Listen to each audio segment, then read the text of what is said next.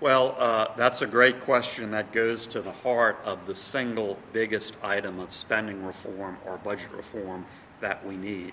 And it's the single biggest item that I focus on in our spending and budget plan, to undedicate, to unprotect many other parts of the budget. As you laid out in your question, the fundamental problem is most parts of the budget are protected or dedicated in various ways, some constitutional, some statutory. A few, like higher ed, are not. And that's the single biggest reason higher ed has faced disproportionate cuts year after year after year. So I would make undedicating and unprotecting those other areas the norm, not the exception. There may be some where that's appropriate, the MFP for education. And I would actually put more protection with regard to the Transportation Trust Fund, going back to a previous question.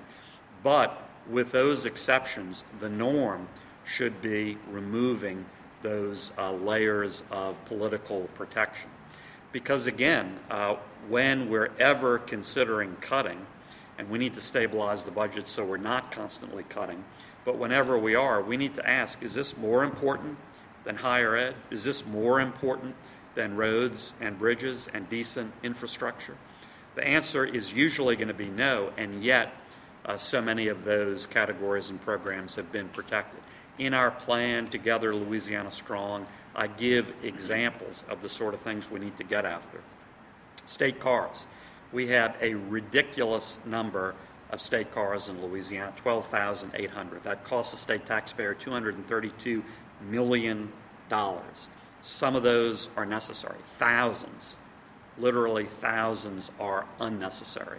And they're in virtually every agency of state government. State contracts. We give out an enormous amount of state consulting contracts that cost billions upon billions of dollars. Pet projects in the capital outlay budget and other things. And again, many examples of that are detailed in the plan.